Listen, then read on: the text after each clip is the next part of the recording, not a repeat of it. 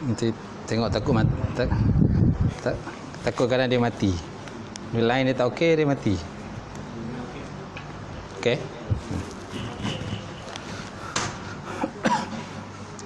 Baik. Kita mulakan kuliah malam ni dengan sama-sama membaca kitab ila hadratin Nabi Muhammad Mustafa Rasulullah sallallahu alaihi wasallam. Wal kiram ashabul nizam insyaallah Fatihah. A'udzu billahi minasyaitonir rajim. Bismillahirrahmanirrahim. Alhamdulillahirabbil alamin. Arrahmanir rahim. Maliki yaumiddin. Iyyaka na'budu wa iyyaka nasta'in. Ihdinas siratal mustaqim. Siratal ladzina an'amta 'alaihim ghairil maghdubi 'alaihim waladdallin. Amin. Assalamualaikum warahmatullahi taala wabarakatuh.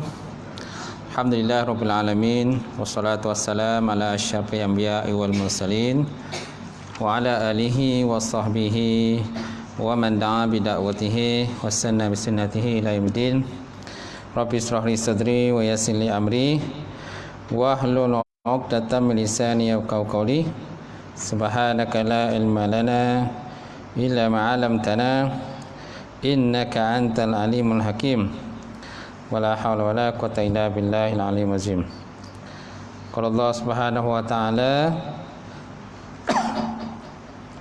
fi kitabil azim ba'da auzubillahi minasyaitonir rajim. Yarfa'illahu allazina amanu minkum wallazina utul ilma darajat. Maksudnya Allah SWT mengangkat orang-orang yang beriman dan berilmu di kalangan kamu akan beberapa derajat. Waqala Nabi SAW, talabul ilmi fardhatun ala kulli muslim. Maksudnya menuntut ilmu itu adalah wajib terhadap setiap muslim. Alhamdulillah. Yang dihormati Tuan Imam kita, tak lupa juga Tuan Bilal kita, kemudian pengurusi surau, jawatankuasa, bendahari, dosa, hari Korea semua, tuan-tuan dan puan-puan muslimin muslimat, mukminin mukminat yang dirahmati Allah.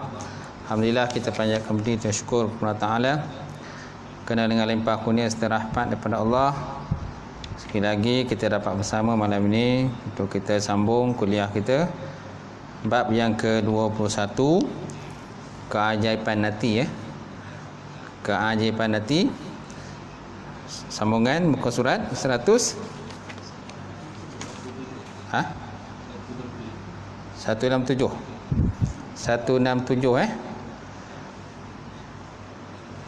Baik. Jika hati sudah tidak lagi berkuasa, betul tak? Betul kan? Sampai situ qala musannifu Allah taala wa nafa'ana bi ulumihi fi darin amin.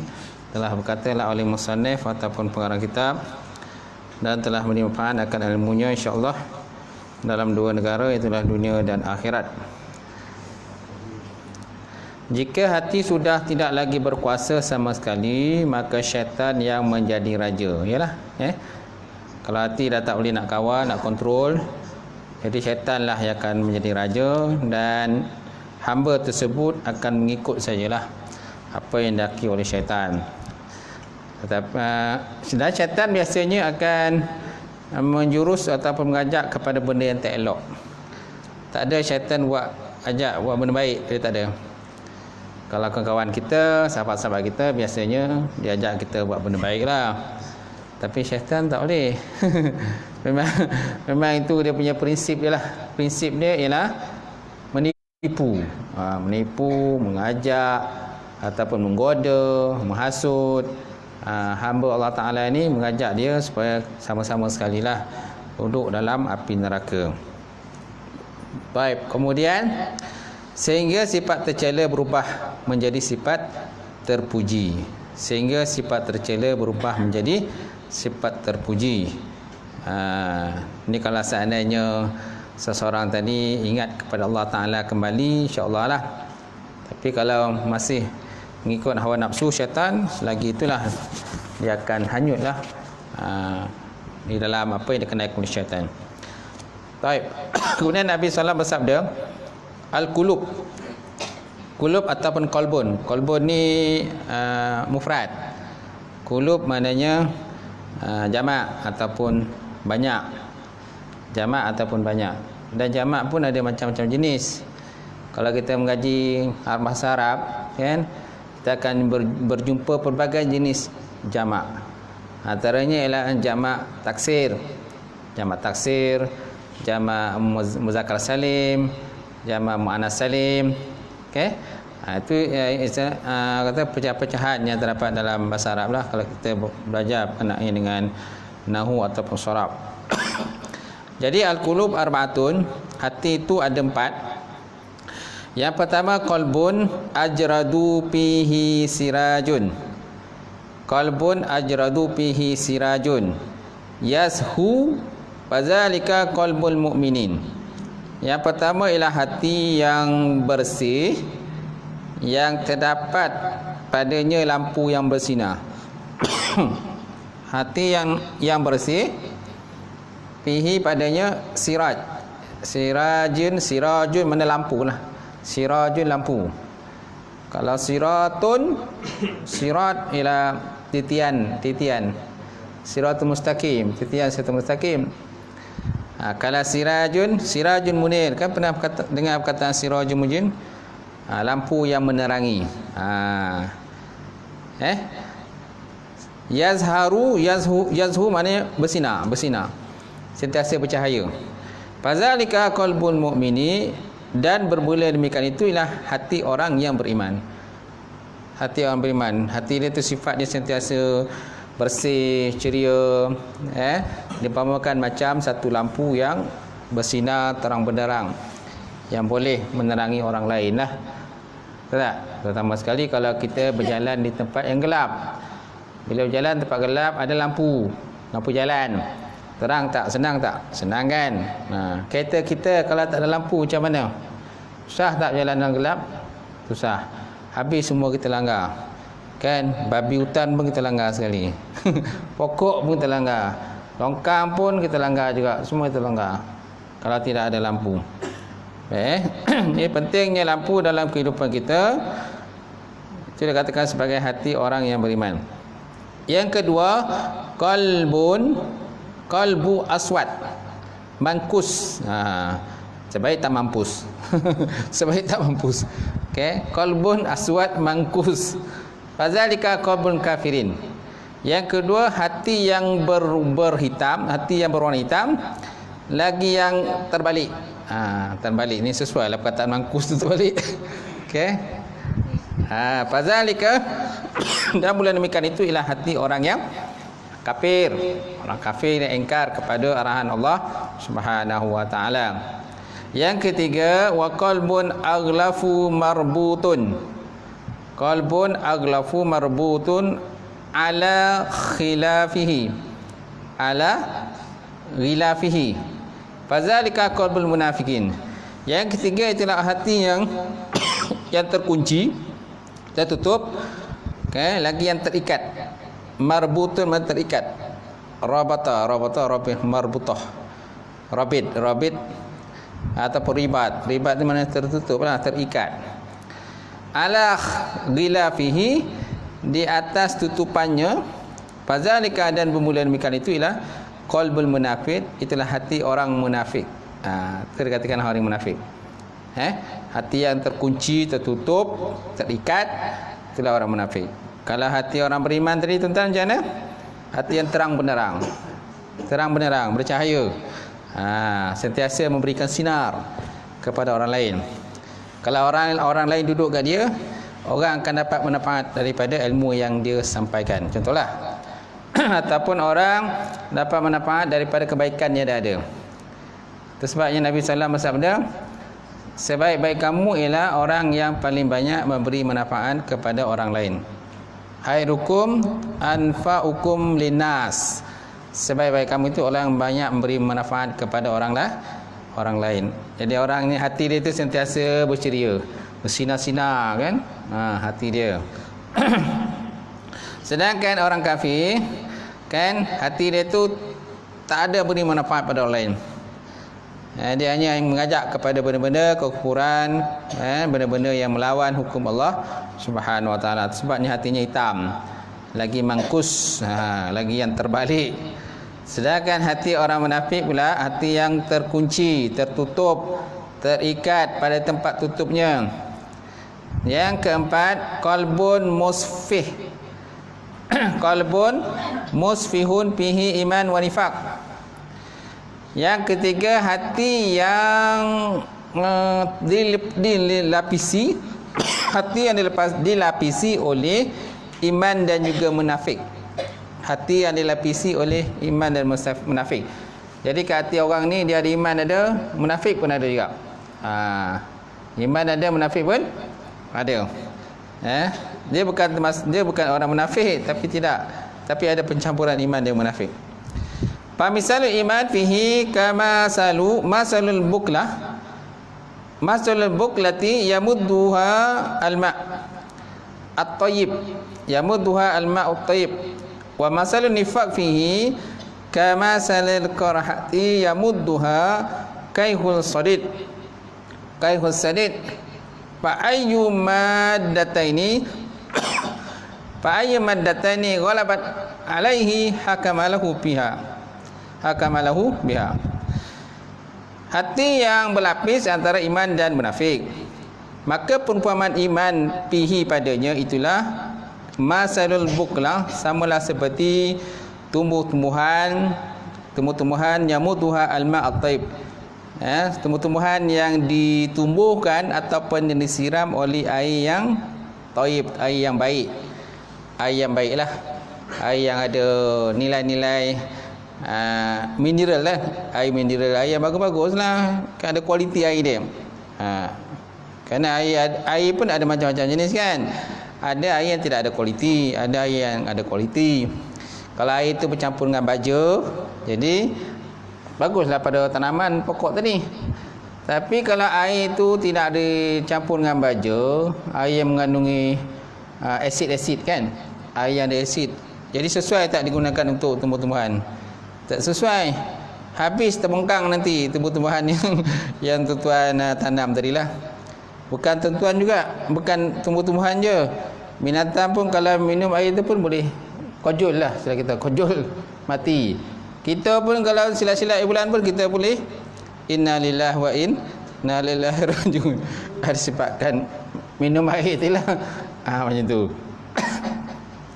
Jadi perumpamaan iman pihi padanya hati tadi, masalul buklah, samalah seperti perumpamaan sayur-sayuran ataupun tumbuh-tumbuhan yamudduha al-ma'ut tayyib, yang mana tumbuhan tadi disirami ataupun dicapai akannya oleh air yang baik, air yang bagus, yang ada nilai, ada baja dan sebagainya. Wa masalul nifaq, dan perumpamaan munafik pihi padanya hati, kama salil qarhah, samalah seperti seumpama luka, yamudduha qaihul sadid, samalah seperti luka yang dikembangkan oleh nanah atau nanah berdarah. Luka yang dikembangkan oleh nanah ataupun nanah yang berdarah. Okey. Ni perumpamaan nifak dia lah. Nifak yang ada dalam hati orang tadi. Sifat nifak adalah satu benda yang tidak elok lah. Nifak ini ialah penyamaran hakikat yang sebenar dia tidak beriman, tapi sebenarnya dia di zahiriat menunjukkan bahawa dia seorang yang beriman. Zahiriat menunjukkan dia seorang beriman. Jadi perumpamaan nifak atau munafik yang ada dalam hati tadi samalah seperti luka yang dicapai oleh luka tadi oleh nanah, yang dikembangkan oleh nanah. Semana kat luka tu pun ada nanah, benda-benda yang tak elok lah. Betul tak? Bagaimana kalau tuan-tuan kaki tuan-tuan tu luka, lepas tu ada nanah pada luka tersebut, macam mana perasaan tuan-tuan? Sakit tak? Sakit kan? Sakit, demam, tak sihat. Selagi mana nanah yang ada luka tu kita tak buang, selagi itu dia punya sakit itu bukan main lagi lah. Berdenyut-denyut istilah kita kan, berdenyut dia punya sakit tu. Itulah ibaratnya. Itulah ibaratnya ataupun perumpamaan dia begitu. Macam tu. Kenapa dia buat perumpamaan? Supaya kita berfikir. Dalam Quran tuan-tuan banyak ayat-ayat perumpamaan, ayat-ayat perbandingan ataupun perumpamaan. Apa tujuan Allah Ta'ala membuat ayat perumpamaan? Supaya kita berfikir dan juga kita mengiktibar terhadap ayat perumpamaan yang disebutkan. Ulama telah membagikan ayat dalam Quran terbagi pada 7. Ulama telah, terutama ulama tafsir lah, mereka membagikan ayat Quran terbagi pada 7. Pertama ayat amar, ayat perintah. Yang kedua ayat nahi, ayat tegah. Yang ketiga ayat halal. Yang keempat ayat berkenaan haram. Yang kelima ayat muhkam. Yang keenam ayat mutasyabihat. Dan yang ketujuh ialah ayat misal, ayat perumpamaan ataupun pemisalan ataupun perbidalan. Okey. Jadi kalau kita seandainya terjumpa ayat berkenaan amar, perintah, maka naklah kita melaksanakan perintah tersebut dengan sebaik mungkin. Kalau kita berjumpa dengan ayat nahi, tegahan dan juga larangan Allah, maka naklah kita usaha sebaik mungkin untuk kita menghindari sesuatu benda yang ditegah dan dilarang oleh Allah Subhanahu Wa Taala. Kalau kita berjumpa dengan ayat halal, maka naklah kita gunakan, kita amalkan, kita makan. Kalau halal kan, benar halal kan? Kalau kita berjumpa dengan ayat haram, maka nak kita haramkan. Apa saja ayat berkenaan haram, maka naklah kita haramkan. Jangan kita menghalalkan benda yang telah pun diharamkan oleh Allah Subhanahu Wa Taala, dan jangan kita mengharamkan satu benda yang dihalalkan, dan juga begitu sebaliknya. Yang ketiga, yang kelima ayat muhkamat. Ayat muhkamat ialah ayat-ayat yang jelas dan terang maknanya. Ayat terang dan jelas maknanya, yang bukan ayat-ayat sama-sama lah. Yang keenam ayat yang mutasyabihat, ayat yang sama-sama tak jelas maknanya. Contohnya Ar-Rahman wa ala sistawa, Allah Ta'ala bersemayam di atas arasy. Yadullah faqa aydihim, tangan Allah di atas tangan-tangan mereka. Ini termasuk dalam kumpulan ayat-ayat mutasyabihat. Dan yang ketujuh ayat misal. Misal kan?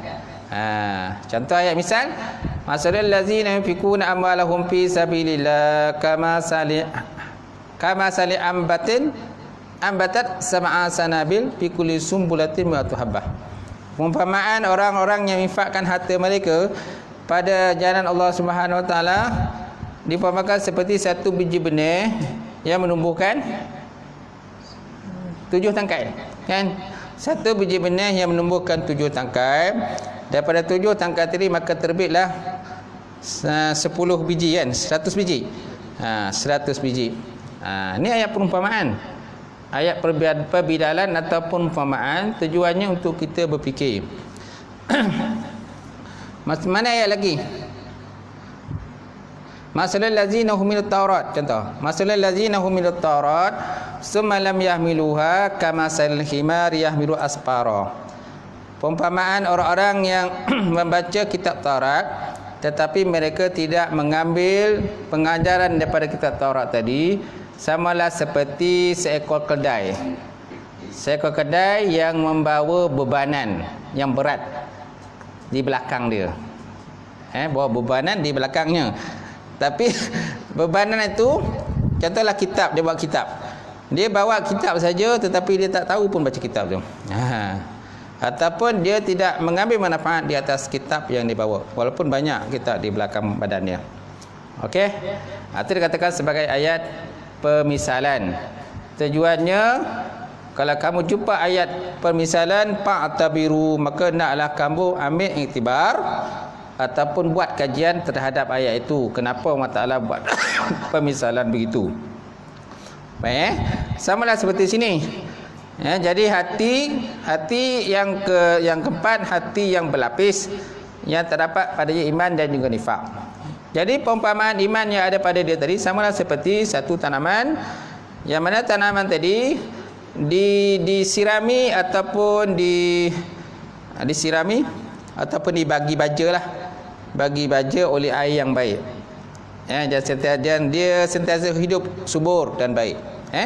Sedangkan perumpamaan munafik yang ada dalam hati dia samalah seperti luka yang dalam luka tu ada nanah. Luka, kemudian luka tu ada nanah. Okey, ni nak menunjukkan kepada kita tentang kata sakitnya hati dan perasaan seorang tadi. Tubuh badannya boleh jadi demam disebabkan oleh luka tadilah. Dia jenis macam satu jenis penyakit lah kepada orang tersebut.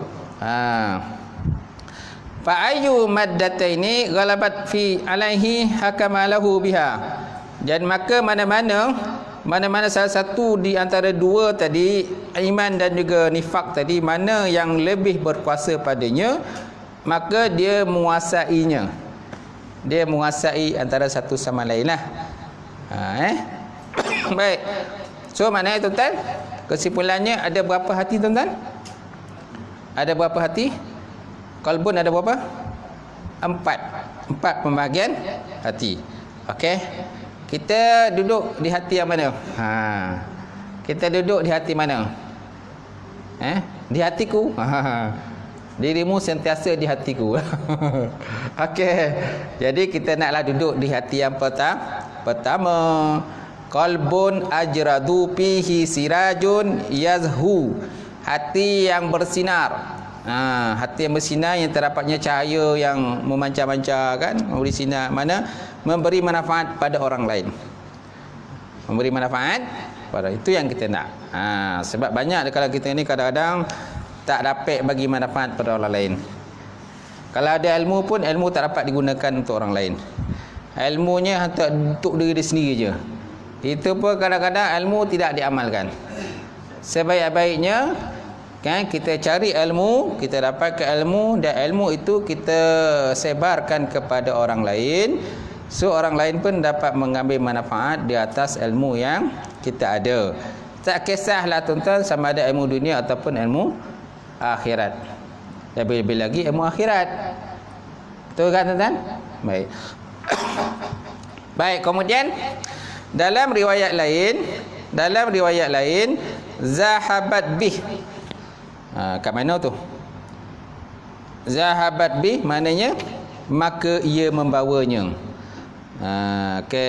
Ganti daripada ghalabat alaih. Yang baris bawah tu kan? Kan baris bawah tu dia kata fa ayyu maddataini ghalabat alaih. Jadi kita boleh tukar, dan satu riwayat menyatakan fa ayyu maddaini zahabat bih. Nampak? Jadi mana-mana yang lebih berkuasa, maka dia membawanya. Mana lebih berkuasa lah di antara iman dan juga nifak ataupun munafik tadi. Faham kan? Baik. Seterusnya tuan-tuan, Allah SWT berfirman, innal ladzina taqaw iza massahum ta'ifatun minasyaitan tazakkaru fa iza hum mubsirun. Surah Al-A'raf ayat 201. Maksudnya innal ladzina taqaw, sesungguhnya orang-orang yang bertakwa, iza massahum ta'ifatun minasyaitan, apabila mereka ditimpa rasa was-was, apabila mereka ditimpa oleh perasaan was-was minasyaitan, daripada gangguan syaitan, tazakkaru, lalu mereka selalu berzikir kepada Allah, lalu mereka ingat kepada Allah Subhanahu wa taala. Fa izahum mubsirun, maka pada ketika itu lalu mereka melihat terhadap segala kesalahan-kesalahan yang telah pun mereka kerjakan, apa yang mereka lakukan. Ini ciri-ciri orang-orang yang ada sifat bertakwa kepada Allah Subhanahu wa taala. Orang yang bertakwa ini dia sentiasa kata berwaspada dalam kehidupan dia. Takut dia terjumus dalam dosa dan juga maksiat. Itu ciri-ciri orang yang bertakwa. Orang yang tak bertakwa, dia tak kisah. Kan? Malah dia suka duduk dalam dosa. Sampai bila-bila dia suka kat situ. Malahan kalau kita tegur pun dia buat tak tahu je. Ataupun mungkin dia marah kita kalau kita tegur dia. Ini ciri-ciri orang yang tidak ada perasaan takwa kepada Allah Ta'ala. Contoh paling mudah lah. Dia ni contohnya selalu meninggalkan solat. Solat selalu diabaikan. Okay? Dan dia rasa selesa. Kalau seandainya dia tak solat, dia tak sembahyang dan sebagainya. Kalau kita tegur dia, dia marah. Buat apa nak tegur-tegur dia, kubur masing-masing, hal masing-masing, besok terpulanglah. Engkau, aku dia tu. Ni jiwa orang yang hatinya keras dan dia tidak ada rasa bertakwa kepada Allah Subhanahu wa taala. Itu juga contohnya kalau seorang lelaki contohnya telah menceraikan isteri dia. Seorang lelaki menceraikan isteri dia. Kemudian walaupun dia telah menceraikan isteri dia, masih lagi dia duduk satu rumah dengan isteri tersebut. Masih lagi menjalankan hubungan kelamin dengan isteri dia. Kan? Walaupun isteri itu tak setuju dengan apa yang dia buat, tetapi disebabkan dia ego dan sombong dan sebagainya, dia masih lagi melakukan perkara tersebut. Masih lagi melakukan perkara terkutuk tersebutlah. Ini antara ciri-ciri orang yang tidak ada sifat takwa pada Allah. Walaupun isteri dia tegur jangan buat, tapi masih lagi dia tak benarkan isteri dia keluar daripada rumah. Dia tak benarkan. Gitu. Macam-macam alasan ni.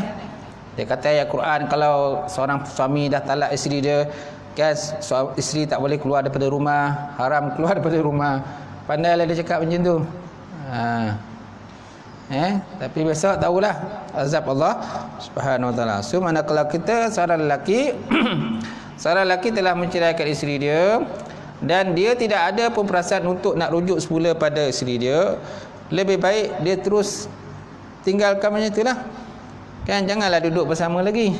Carilah rumah lain dan sebagainya. Pisahkanlah dia dengan bekas dia punya isteri itu.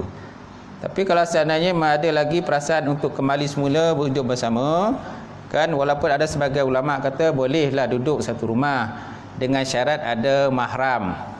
Ada orang-orang yang ada hubungan mahram kat situ, bolehlah duduk satu rumah. Tapi yang tak boleh itu ialah kata menjalankan hubungan persetubuhan.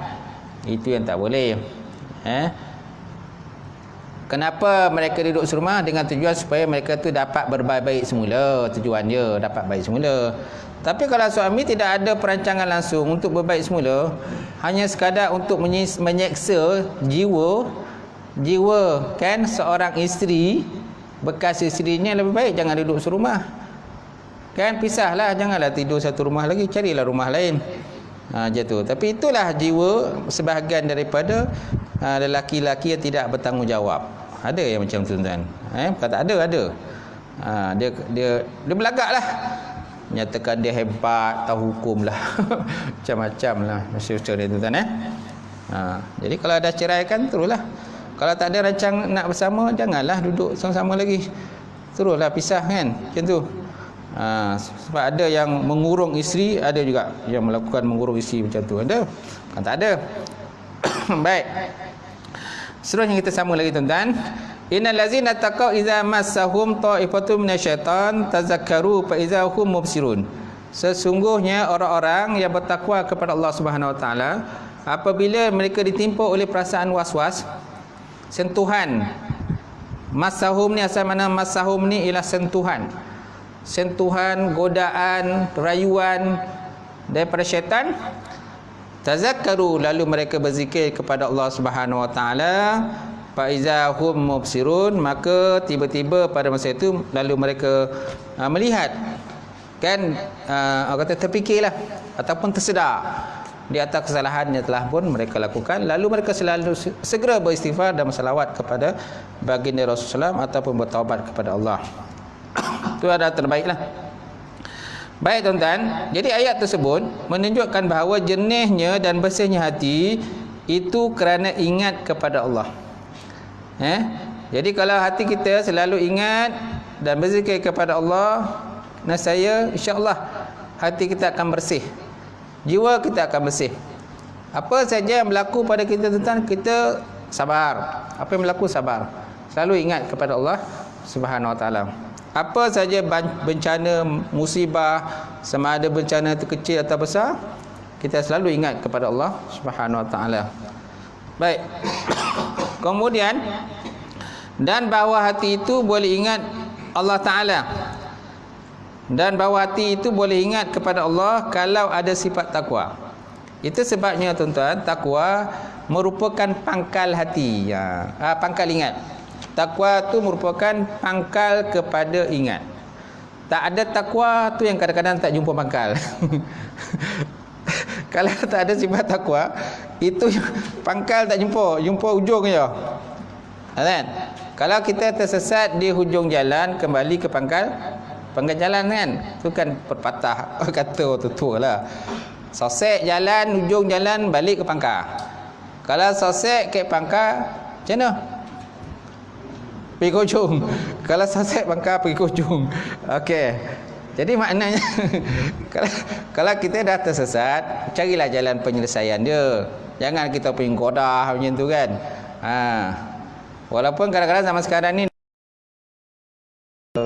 pakai Google Maps dan sebagainya kan banyak alat-alat aplikasi yang canggih sekarang ni, tapi kadang-kadang bengong juga alat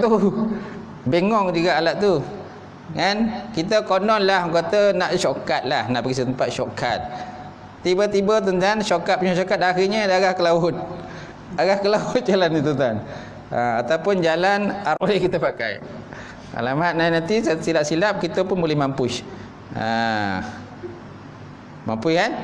Baik. Baik, ingat itu pangkal pembuka. Pembuka itu kunci kebahagiaan besar. Jadi ingat ni tuan-tuan merupakan pangkal kepada pembuka sesuatu perkara. Jadi pembuka ni merupakan kunci kepada sesuatu kebahagiaan.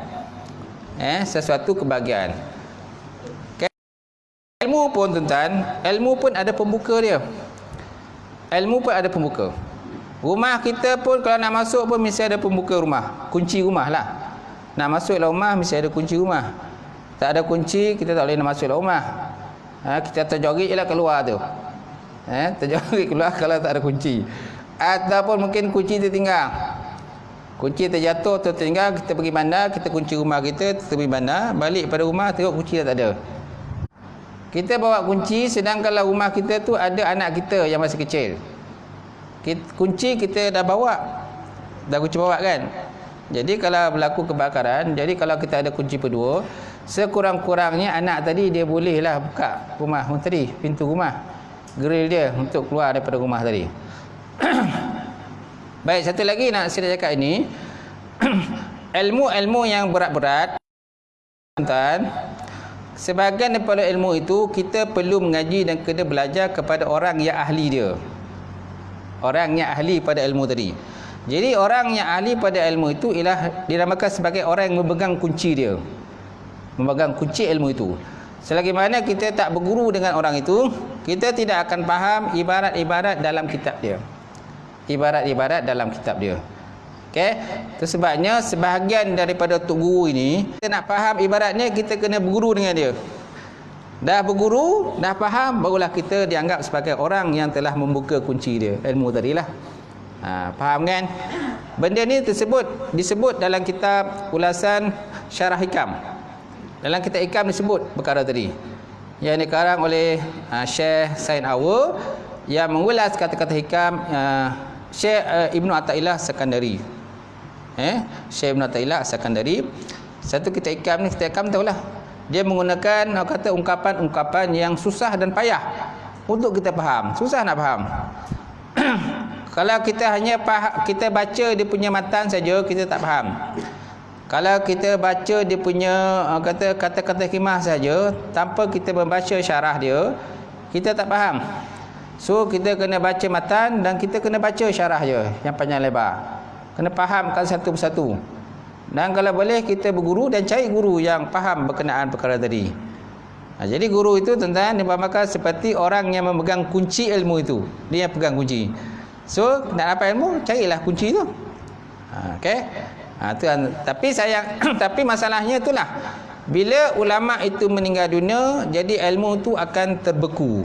Itu dia punya implikasi pula. Itu sebabnya sebaik-baik orang yang buat satu ungkapan ilmu yang susah, mereka kena ada syarah-syarahnya. Dia mesti ada syarahnya.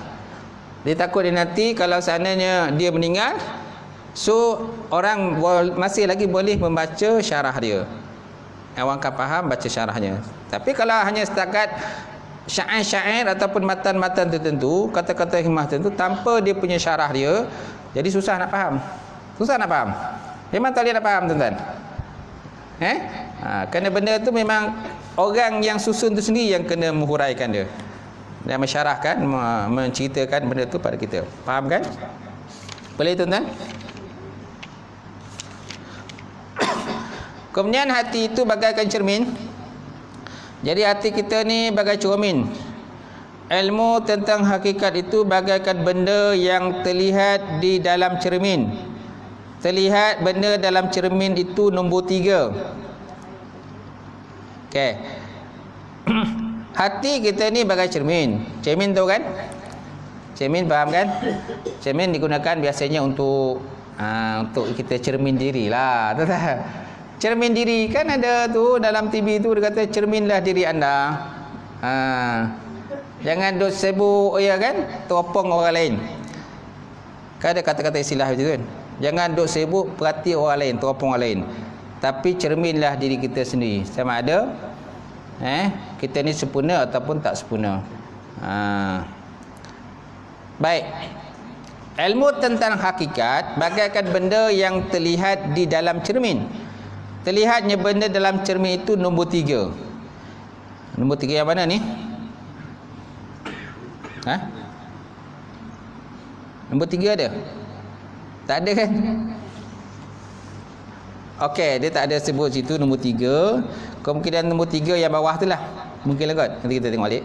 Kemudian diketahui bahawa tidak terbuktinya gambar benda dalam cermin itu kerana 5 sebab. Tidak terbuktinya gambar benda dalam cermin kerana 5 sebab. Jadi cermin tuan-tuan digunakan untuk kita mencerminkan diri ataupun mencerminkan apa-apalah. Kan, itu tujuannya cermin itu. Okey, ada masanya cermin tidak dapat berfungsi. Tak guna tuan-tuan kalau tuan-tuan beli cermin yang mahal. Tak? Cermin yang mahal sampai harga beribu. Tapi tak boleh digunakan cermin tadi. Betul tak? Lebih baik cermin tu kita campak aja masuk dalam longkang. Betul tak? Cermin tak kisahlah murah ke mahal ke, tapi yang penting cermin tu boleh berfungsi. Ada cermin ada yang saiz besar, ada saiz kecil lah. Kan? Kita punya handset pun boleh ketang kadang-kadang jadi cermin. Handset kita ni kadang masa kita boleh jadi cermin kan. Dalam handset pun kadang ada cermin, tahu tak? Dalam handset ada lampu, ada cermin. Dulu ada tak dalam handset ada lampu cermin? Tak ada. Sekarang ni dalam handset semua ada. YouTube ada. Tahu tak? Kalkulator ada. Kan? Apa yang tak ada semua ada kan? Kebanyakanlah apa yang kita nak semua ada dalam handset zaman sekarang. Okey? Kita nak mencari arah, nak cari peta. Semua ada dalam handset zaman sekarang lah. So cermin ni ada yang besar, ada cari yang kecil. Jadi ada masanya benda yang kita nak lihat itu tak ada. Jadi kenapa tak ada? Kerana rosak sebelum dibundarkan dibentuk berupa cermin dan dijernihkan. Sebelum dibundarkan dibentuk berupa cermin ataupun dijernihkan. Jadi cermin tu dah rosak lah. Cermin tu dah rosak, berkarat. Jadi kalau lah cermin dah rosak, maka tak boleh digunakan lah. Untuk nak tengok muka kita, suluh muka kita pun tak nampak. Apalagi contoh kalau cermin pecah kan. Cermin pecah ataupun cermin retak. Cermin retak boleh tak kita gunakan untuk benda ada di belakang cermin. Yang kita nak nak lihat ni ialah benda yang di depan cermin. Kalau kita nak menyuluh diri kita, kita mesti duduk depan cermin. Bukan duduk belakang cermin. Bukan duduk belakang cermin. Okey? Tapi cermin pun kadang-kadang pandai juga mengejek tu. Ingatlah cerita Piramli tu? Cerita apa? Cerita Piramli. Cerita apa tajuk cerita tu? Saya lupa dah. Doremi Doremi kan? Doremi tu tak? Cerita Doremi lah. Cerita Doremi lah tu. Tak silap saya lah. Kan dia minat dengan seorang perempuan yang suka main gitar tu. Jadi dia cubalah mengorat perempuan tu. Yang bapak dia kata, apa yang dia kata pada 3 orang tu? ada, cermin tu dah pecah. Jadi jadi anak tu tutup cermin tu dengan kain. Jadi bapak dia tanyalah dengan anak dia, kenapa tutup dengan kain? Dia kata, silau bapak, dia kata. Macam-macam lah alasan dia. Sebenarnya Laki dan kawan duduk kat belakang tu. Macam tu. Tu cerita cermin lah tu. Tu cerita cermin tuan-tuan. Baik. Jadi yang ketiga, tidak diarahkan oleh pada benda yang diharapkannya, yakni benda. Yang keempat, ada tabir yang menghalang antara cermin dan benda. Okey, ada tabir ataupun benda yang menghalang cermin dengan benda tersebut pun boleh menyebabkan kita cermin tu tidak akan terlihat sesuatu benda lah. Okey. Kemudian yang kelima, tidak tahu arah. Tidak tahu arah di mana ada gambar dalam cermin. Tak tahu arah di mana ada gambar dalam. Jadi apabila seorang tadi melakukan satu dosa dan maksiat kepada Allah, kemudian lepas tu dia tidak bersifat pada Allah, jadi timbullah satu titik hitam pada hati dia. Satu titik hitam pada hati dia. Apabila dia tidak beristighfar dan bertaubat kepada Allah Subhanahu Wa Taala, lalu titik hitam itu akan bertambahkan. Kalau dibuat lagi, mana titik hitam akan bertambah-tambah. Dan lama kelamaan penuhlah hati orang itu dengan titik hitam. Jadi cermin yang asalnya transparan tadi, yang boleh tembus cahaya, akhirnya tertutuplah. Okey. Jadi bila dah tutup, kan nur ataupun cahaya iman tidak akan dapat masuk menembusi hati tersebut. Dalam kelamaan hatinya orang itu akan jadi gelap. Samalah seperti ibarat seperti periuk lah. Periuk ataupun besi kan, periuk atau besi. Periuk kalau besi tu, kalau seandainya karatnya tak banyak, boleh lagi kita sental. Boleh kita sental dengan klorok ke apa ke kan, asid-asid tertentu untuk kita hilangkan akan karat yang ada pada besi. Tapi tuan-tuan, kalau karat dah terlampau banyak, kita gunakan asid apa-apa pun dan habis semualah, hancurlah. Betul tak? Betul kan? Ibarat yang paling mudah ialah besi lah, besi paip, besi kuat. Bila tekanan kuat, sedangkan ketahanan besi dah kurang disebabkan oleh karat, itu yang kata membuat ke atas tu. Pecah dia. Kan orang kata pecah paip pecah. Bila paip pecah, air pun tak sampai rumah kita. Itu. Ya? Yalah, benda-benda berat tu lalu atas dia, bila pecah. Okey. Itu sebabnya paip-paip tu mesti ada had dia. Ada tempoh tertentu mesti diganti. Mesti ganti. Kalau tak ganti, macam itulah. Boleh kan? Jadi hati juga demikian. Hati itu siap menerima hiasan kebenaran dalam segala hal. Akan tetapi hati terkadang tidak demikian. Dikarenakan kelima sebab berikut tadi. Dikarenakan oleh sebab 5 perkara tadilah. Okey. Kemudian pembahagian hati lagi. Ada lagi pembahagian hati. Pertama, kedua, ketiga, keempat, kelima. Banyak lagi tu. Cukup sekadar tu lah. Betul lah. Jam tu betul tak? Betul betul lah. Cukup sampai situ lah pengajian kita ni. Ada lagi itu pembahagian hati tu, insya-Allah datang kita sambung lagi. Wallahu a'lam bishawab.